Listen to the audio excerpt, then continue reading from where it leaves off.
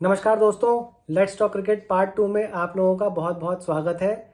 जिन जिन लोगों ने let's talk cricket part 1 नहीं देखा है, मेरी उनसे गुजारिश है, रिक्वेस्ट है कि वो प्लीज़ जाकर पहले पार्ट 1 देख लें और फिर उसके बाद ये पार्ट 2 जो है देखें। फिर भी दोस्तों मैं आपकी एक तरह से रीकैप करके आपको बताता हूँ कि मैंने पार्ट 1 में क्या क्या बताया था। पहला मैंने दोस्तों बताया था कि इंडिया और साउथ अफ्रीका की जो सीरीज़ चालू हुई है T20I की, उसका मैच जो है डरबन में था, वो नहीं हो पाया। डरबन के क्या क्या रिकॉर्ड्स हैं दोस्तों, इंडिया कितने मैचेस वहाँ पे खेली है, कितने जीती है, इंडिया और साउथ अफ्रीका के जो पिछले 5 मैचेस हुए हैं उसमें कौन जीता है, क्या उसकी रेशो रही है, वो बताया था मैंने आपको। और सेकंड जो मैच होने वाला है इंडिया और साउथ अफ्रीका का, उसमें क्या टीम रह सकती है साउथ अफ्रीका की और इंडिया की। हाँ, और साथ में दोस्तों मैंने आपको एक चीज़ और बताई थी, जो कि ये थी कि इंडिया जो है नंबर 3 पर विराट कोहली को नहीं देख रही है T20I में। जी हाँ दोस्तों, इसमें अब आपके अलग अलग व्यूज़ हो सकते हैं कि अगर विराट कोहली नंबर 3 पे नहीं खेलेंगे T20I में तो कौन खेलेगा। इसके लिए आप वीडियो जाके देखिए। आपका अपना अलग अलग मत हो सकता है कि हाँ, विराट कोहली नंबर 3 बैट्समैन है T20I के इस वक्त, या इंडिया जो BCCI है वो अच्छा सोच रही है कि आगे आने वाले टाइम में जो है विराट कोहली की हमें जो है शायद इतनी ज़रूरत ना हो, कोई और अच्छा स्ट्राइक बैट्समैन चाहिए। तो वो दोस्तों अपनी अपनी चॉइस है। अब दोस्तों मैं ये लेट्स टॉक क्रिकेट पार्ट 2 शुरू करता हूँ। इसमें दोस्तों सबसे पहले मैं शुरू करने से पहले आप लोगों को एक तरह से बधाई देना चाहूँगा, क्योंकि BCCI जो है दोस्तों उसकी नेटवर्थ जो है अभी अभी सामने आई है। कल ही न्यूज़ आई थी ये। BCCI जैसा हम सब लोग जानते हैं दोस्तों, BCCI जो है वर्ल्ड का रिचेस्ट क्रिकेट बोर्ड है। ये तो हम लोग जानते हैं दोस्तों, पर क्या आप जानते हैं कि उसकी नेटवर्थ कितनी है? यही जानकारी मैं आज आप लोगों के सामने लेकर आया हूं दोस्तों। जो BCCI की नेटवर्थ है वो है तकरीबन 18,760 करोड़ रुपए। जी हाँ दोस्तों, 18,760 करोड़ रुपए, इसका मतलब $2.25 बिलियन। अब आप में से कई लोग ऐसा कह सकते हैं कि आपने तो बोला था कि BCCI ने जो है वर्ल्ड कप में 25,000 करोड़ कमा लिए, तो उसकी जो नेटवर्थ है वो 18,000 करोड़ या 18,700 करोड़ ही कैसे है। तो दोस्तों मैंने ये बोला था कि BCCI ने 25,000 करोड़ कमाए हैं, बट वो उसका प्रॉफिट नहीं है। उसको वो सारा जो भी कमाया था उसको जो ICC के साथ वो पैसा बांटना था, जो बाकी के क्रिकेटिंग नेशंस थे उनके साथ पैसा बांटना था, प्लेयर्स को सैलरी देनी थी अपनी, और जो ग्राउंड का खर्चा था वो सब भी देना था उनका। उसके बाद दोस्तों IPL इतने सालों से वो कराते आ रहे हैं, तो वो सब करने के बाद जो उनके पास पैसा बचता है वो है दोस्तों 18,700 करोड़। अब ये पैसा दोस्तों इतना है कि आप ये सोच लीजिए कि उससे जो सेकंड नंबर पर बोर्ड आता है, जो कि है क्रिकेट ऑस्ट्रेलिया, उसके पास सोचिए कितना पैसा होगा। अगर मैं आपको एक थोड़ा सा अंदाज़ा बताऊं, तो इंडिया की जो क्रिकेटिंग बोर्ड है उसके पास 28 गुना ज़्यादा पैसा है क्रिकेट ऑस्ट्रेलिया से। तो अगर क्रिकेट ऑस्ट्रेलिया की अगर मैं आपको नेटवर्थ बताऊं, तो वो है दोस्तों मात्र 658 करोड़ रुपए, यानी कि तकरीबन $78 मिलियन। तो आप सोच लीजिए कितना बड़ा गैप है। तो ये जो पाकिस्तानी कहते हैं ना कि ICC is equal to BCCI, अब दोस्तों रेवेन्यू आता ही यहीं से है, पैसा है ही यहीं पर। तो अगर BCCI अपने तरीके से कुछ चलाना चाहती है तो वो चलाएगी ही चलाएगी। कहाँ आप सोचिए 18,700 करोड़, और जो दूसरी टीम है उसके पास है 658 करोड़। 28 गुना ज़्यादा पैसा जो है वो BCCI के पास है सेकंड रिचेस्ट बोर्ड के बाद। थर्ड रिचेस्ट की बात करूं दोस्तों तो वो है ECB, अपनी इंग्लैंड क्रिकेट बोर्ड जो है, उनके पास है दोस्तों मात्र 59 मिलियन USD, यानी कि तकरीबन 500 करोड़ रुपए। अब सोचिए दोस्तों कि जो देश लगभग तकरीबन आप मान लीजिए 150 सालों से खेलता आ रहा है, लगभग 135 सालों से खेलता आ रहा है, उसके पास सिर्फ उस बोर्ड के पास सिर्फ 500 करोड़ रुपए हैं। और इंडिया जो कि रिचेस्ट बोर्ड है उसके पास 18,700 करोड़ रुपए। मतलब अगर सब बोर्ड्स के पैसे मिला के इकट्ठे भी कर लिए जाए ना, तब भी मुझे नहीं लगता कि शायद वो 10-12% भी हो पाएंगे जितना कि पैसा इंडियन बोर्ड के पास है, मतलब BCCI के पास है। तो दोस्तों ये एक तरह से प्राउड करने वाली बात भी है। और आप इसके लिए बीसीसीआई को दोष भी दे सकते हैं कि इतना पैसा रख के बैठे हुए हैं लेकिन और स्पोर्ट्स में नहीं देते, या हमें इतना नहीं देखना चाहिए, क्रिकेट वगैरह जो है इन लोगों के दिमाग ख़राब हो जाते हैं। तो ये सब भी आप जो हैं कह सकते हैं उसके बारे में। अच्छा दोस्तों, एक जो मैं आपको बताना चाहूँगा कि अब आते हैं पिंक बॉल टेस्ट मैच की तरफ। जय शाह की दोस्तों आज ही स्टेटमेंट आई है कि इंडिया जो है अब से पिंक बॉल टेस्ट मैच नहीं खेलेगी। वो क्यों नहीं खेलेगी दोस्तों? क्योंकि जय शाह का ये मानना है, या कह लीजिए बीसीसीआई का ये मानना है कि पिंक बॉल टेस्ट मैच में अधिकतर मैच जो है वो तो 3 दिन में ख़त्म हो जाते हैं, तो 5 दिन का टेस्ट मैच कराने की क्या ज़रूरत है आपको? अगर इंडिया के रिकॉर्ड की बात करूं दोस्तों, तो इंडिया ने 4 टेस्ट मैच खेले हैं, उसमें से 3 टेस्ट मैच इंडिया ने जीते हैं। जो पहला टेस्ट मैच हुआ था वो इंडिया 3 दिन में हार गई थी, और उसके बाद के जितने भी टेस्ट मैचेस हुए हैं वो जो है वो उसमें इंडिया जो है विजयी रही है। जो जय शाह है या बीसीसीआई है, उनका पिंक बॉल से टेस्ट मैच में मोह भंग हो चुका है, तो इसलिए वो अब इंडिया जो है वो टेस्ट मैच में पिंक बॉल से मैचेस नहीं खेलेगी। अब आते हैं दोस्तों अपनी अगली नई सीरीज की तरफ, जो माफ़ कीजिएगा नई सीरीज नहीं है, इंडिया और इंग्लैंड का मैचेस की सीरीज चल रही थी T20I की वुमेन्स की। 3 मैचेस की सीरीज थी दोस्तों, जिसमें 2 मैचेस जो हैं वो इंडिया की वुमेन्स टीम पहले हार चुकी थी। तीसरे मैच में इंडिया की जो वुमेन्स टीम है उन्होंने काफ़ी अच्छा परफॉर्म किया और वाइट वॉश होने से बचा लिया। अब इसमें दोस्तों जिन जिन लोगों ने अच्छा परफॉर्म किया उसके बारे में मैं आपको बताऊंगा। एक टाइम पे दोस्तों इंग्लैंड ने जो है पहले बैटिंग करी थी, और एक टाइम पे उनके 87 रन पे 6 विकेटें गिर चुकी थी। माफ़ कीजिएगा 8 विकेट उनकी गिर चुकी थी मात्र 76 रन पे। उसके बाद 9वें विकेट के लिए जो है उनकी जो कैप्टन थी हीदर नाइट, उनके जो बॉलर थे चार्ली डीन, उनके साथ उन्होंने 50 रन की पार्टनरशिप की, तो उनका स्कोर जाके जो है 126 रन तक पहुंच पाया। 76 फॉर 8 से उनका स्कोर 126 फॉर 8 पहुंचा। 19.5 ओवर्स में जो है उसके बाद हीदर नाइट जो है आउट हो गई। अमनजीत कौर आखिरी ओवर कर रही थी इंडिया की तरफ से। 19.5 ओवर में उन्होंने जो है हीदर नाइट को आउट करवाया, और उसकी अगली बॉल पे ही जो है जो लास्ट बैट्समैन आई उनको भी उन्होंने आउट किया। अमनजीत कौर का दोस्तों काफ़ी अच्छा मैच रहा 19.5 ओवर्स में, और 20th ओवर में उन्होंने जो है दोनों बॉल पे 2 विकेटें ली। अगले मैच में जब वो पहली बॉल डालेंगी तो वो हैट्रिक पर होंगी उसके लिए।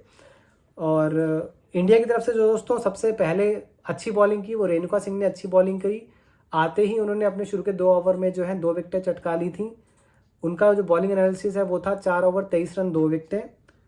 और अमनजोत कौर का मैंने आपको बताया, उन्होंने लास्ट ओवर में 2 विकेटें ली थी। उनका बॉलिंग एनालिसिस था 3 ओवर में 25 रन 2 विकेटें। और दोस्तों इसमें प्लेयर ऑफ द मैच जो बनी है वो बनी है श्रेयंका पाटिल। श्रेयंका पाटिल ने 4 ओवर में 19 रन दे के 3 विकेटें ली थी। उन्होंने जो इंग्लैंड का बैटिंग ऑर्डर था वुमेन्स का, वो पूरी तरीके से उसको झकझोर दिया था, बुरी तरीके से तोड़ दिया था। तभी जो है वो जो इंग्लैंड टीम थी वुमेन्स की वो 76 पे 8 विकेटें हो गई थी। इन्होंने 2 कैचेस भी ली दोस्तों, तो इसकी वजह से इनको जो है प्लेयर ऑफ द मैच का अवार्ड दिया गया।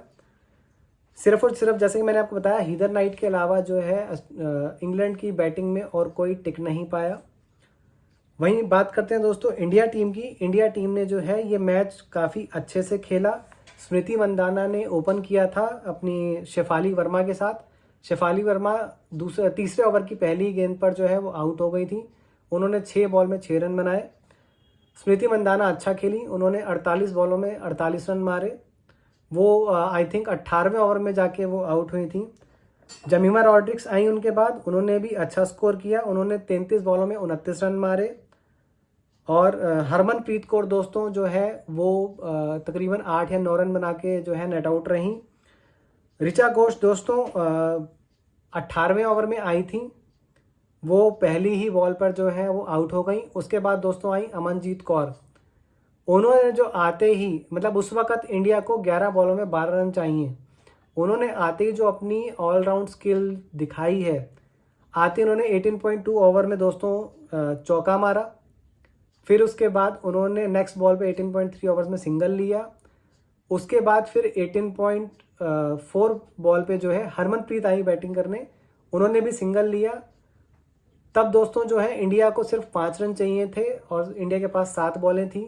अमनजोत कौर ने आके अगली बॉल पे 18.5 ओवर में फिर चौका मारा। इंडिया को 1 रन चाहिए था सिर्फ 7 बॉलों में, और अमनजोत कौर ने फिर उसके बाद 19वें ओवर की लास्ट बॉल पे फिर चौका मार के इंडिया को जीत दिला दी। तो इंडिया का दोस्तों वाइट वॉश होने से तो बच गया, पर इंडिया ये सीरीज़ जो है वुमेन्स की वो ज़रूर हार गई 2-1 से। तो ये तो था दोस्तों, मेरे ख्याल से तो अगर देखा जाए तो अमनजीत कौर को जो है प्लेयर ऑफ द मैच मिलना चाहिए था, क्योंकि उन्होंने 2 विकेटें भी ली और उन्होंने आखिरी में आकर 4 बॉलों में 13 रन भी मारे। बट ठीक है, श्रेयांक पटेल ने 4 ओवर में 19 रन देके 3 विकेटें ली, 2 कैचें ली, तो इसलिए उनको प्लेयर ऑफ द मैच दिया गया। तो ये तो था दोस्तों इंडिया और वुमेन्स की जो सीरीज चल रही थी उसके तीसरे मैच का विवरण। अब आते हैं दोस्तों, इंडिया अंडर 19 और पाकिस्तान अंडर 19 का मैच था। एशिया कप चल रहा है दोस्तों, एशिया कप का ये 5वां मैच था अंडर 19 का। इसमें इंडिया ने पहले बैटिंग करते हुए दोस्तों 259 रन मारे 9 विकेट पर, और पाकिस्तान ने ये मैच आसानी से जीत लिया। उन्होंने तकरीबन 48 ओवरों में ही जो है 263 रन मार दिए, सिर्फ 3 विकेट के नुकसान पर। इंडिया की तरफ से दोस्तों आदर्श सिंह ने 81 बॉलों में 62 रन मारे और उदय सहारन ने 98 बॉल्स में 60 रन मारे। अब मोहम्मद ईशान जो हैं, जो पाकिस्तान के बॉलर हैं, उन्होंने इंडिया की 4 विकेटें गिराई। 4 ओवर में 46 रन देके इन्होंने 4 विकेटें ली। 10 ओवर में 46 रन देके 4 विकेटें ली, और उबैद शाह ने 10 ओवर में 49 रन देके 2 विकेटें ली। और अगर पाकिस्तान बैटिंग की बात करें दोस्तों, तो अजान अवास ने जो है 130 बॉलों में 105 रन मारा। इन्होंने अपना शतक पूरा किया और आखिरी तक नेट आउट रहे। और साइद बेग ने 51 बॉलों में 68 रन मारे। वहीं इंडिया की बॉलिंग की बात करें दोस्तों, तो सिर्फ एक मुरुगन अभिषेक ऐसे थे जिन्होंने की विकेटें चटकाई। उन्होंने 9 ओवर में 55 रन देकर 2 विकेटें ली। अब दोस्तों बात यहाँ पे ये नहीं है कि पाकिस्तान ने इंडिया को आसानी से हरा दिया। बात यहाँ पे दोस्तों ये हो रही है कि पाकिस्तान जो है हमेशा से चीटिंग करता आया है, चाहे वो अंडर 19 के मैचेस हों, चाहे वो अंडर 21 के मैचेस हों, अंडर 23 के हों या अंडर 25 के हों। वो हमेशा जो है अपने उम्र से ज़्यादा के प्लेयर्स को उन कैटेगरीज में खेलने के लिए भेजता है। मोहम्मद जिशान की भी दोस्तों जो एज बताई जा रही है, वो बताई जा रही है 17 साल और 240 दिन। लेकिन अगर आप उनको देखेंगे तो आपको किसी भी एंगल से 21 साल से कम नहीं लगेंगे।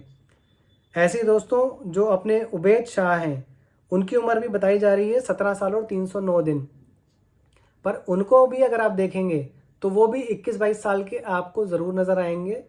दोस्तों ये शुरू से पाकिस्तान का जो है ना एक मतलब रिकॉर्ड रहा है कि वो जितने भी अंडर 19, 21, 23, 25 गेम्स होते हैं उसमें हमेशा वो ओवर एज प्लेयर को भेजते ही भेजते हैं। अब शाहिद अफरीदी का भी ये माना जाता है कि उन्होंने 17 साल की उम्र में जो है 100 बना दिया था। पर शाहिद अफरीदी खुद कई बार टीवी चैनल्स में, पाकिस्तान के जो टीवी चैनल्स हैं उसमें आके बता चुके हैं कि वो उस वक्त 17 साल के नहीं थे, वो तकरीबन उनकी एज उस वक्त 20 प्लस थी। तो 3 साल ओवर एज क्रिकेटर को जो है उन्होंने बताया था कि वो 17 साल के हैं। तो ये तो दोस्तों पाकिस्तान का रिकॉर्ड रहा है। और भी अगर देखें दोस्तों, जिन्होंने 100 मारा है अजान अवास, उनको बताया जाता है कि वो 19 साल और 62 दिन के हैं, जबकि आप उनको भी देखेंगे तो वो भी किसी भी एंगल से तकरीबन 22-23 साल से कम के नहीं लगते। और सईद बेग भी जो है वो 17 साल 40 दिन उनकी उम्र बताई जाती है। उनकी उम्र भी दोस्तों कम से कम नहीं तो वो भी 21-22 साल के लगते हैं। ये कंट्रोवर्सी दोस्तों हमेशा से जो है पाकिस्तान के साथ चलती आ रही है, और मैं तो कहता हूँ आईसीसी को इसके ऊपर ज़रूर पाकिस्तान के ऊपर एक्शन लेना चाहिए।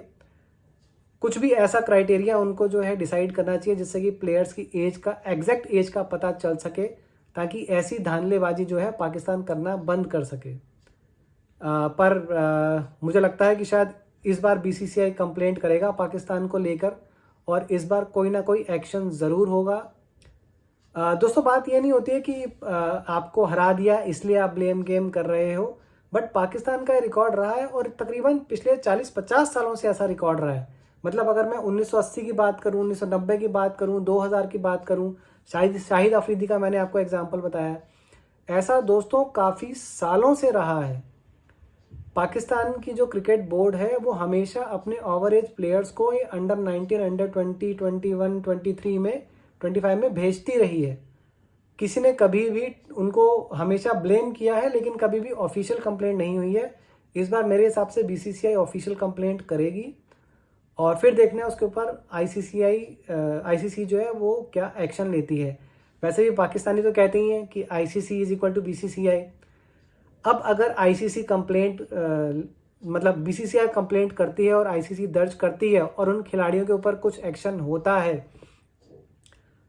तो ये तो नहीं कहा जा सकता दोस्तों कि ICC is equal to BCCI, but हाँ ये है कि उससे एक पाकिस्तान को स्ट्रांग मैसेज ज़रूर जाएगा कि आप ये करना बंद कर दीजिए, वरना हम आपका अंडर 19 में या अंडर 21, 23, 25 में आपकी टीम्स को लेना बंद कर देंगे। एक ये स्ट्रांग मैसेज देना दोस्तों बहुत ज़रूरी है पाकिस्तान क्रिकेट बोर्ड को। वैसे भी दोस्तों मतलब इतना बुरे दौर से गुजर रहा है पाकिस्तान जो क्रिकेट बोर्ड है। मैंने आपको लास्ट वीडियो में बताया था, माफ़ कीजिएगा इसी वीडियो में बताया था कि किस बोर्ड के पास कितना पैसा है। पाकिस्तान का मैंने जिक्र भी नहीं किया था दोस्तों, क्योंकि इतना कम पैसा उसके पास कि पूरी लिस्ट में 7-8 की जो लिस्ट थी उसमें उसका कहीं नाम ही नहीं आया है। मेरे हिसाब से अगर मैं पाकिस्तानी करेंसी की बात करूं तो शायद पाकिस्तानी करेंसी में उनके पास 40-50 करोड़ रुपए के आसपास होगा। इंडियन करेंसी में उनके पास शायद 10-12 करोड़ रुपए होंगे। तो बहुत ही गरीब क्रिकेट बोर्ड है दोस्तों। शुरू के 8 में तो वो नहीं आया है, तो अब फिर भी ऐसी हरकतें करता रहता है। अब दोस्तों खैर वीडियो काफ़ी लंबी हो गई है, मैं अपनी वाणी को यहीं पर विश्राम देता हूं और जल्दी ही दोस्तों कल ही अपना इंडिया और साउथ अफ्रीका का जो है वो सेकंड T20I मैच है। टीम मैं आपको बता ही चुका हूं। ड्रीम 11 की टीम अगर आपने बनानी है तो आप उसमें से अपनी तरफ से चूज़ करके बना सकते हैं। मैच कैसा होगा, कैसा नहीं हुआ, कौन जीता, मैच हुआ या नहीं हुआ, इसकी मैं वीडियो दोस्तों आपके पास कल लेकर आऊँगा रात को, चाहे 11 बजे, 12 बजे, 1 बजे। पूरी कोशिश करूँगा कि कल के कल ही वीडियो मैं आपके पास वो ला सकूँ। तब तक के लिए दोस्तों आप लोगों का मेरी वीडियो को लाइक करने के लिए, शेयर करने के लिए, कमेंट करने के लिए बहुत बहुत बहुत धन्यवाद।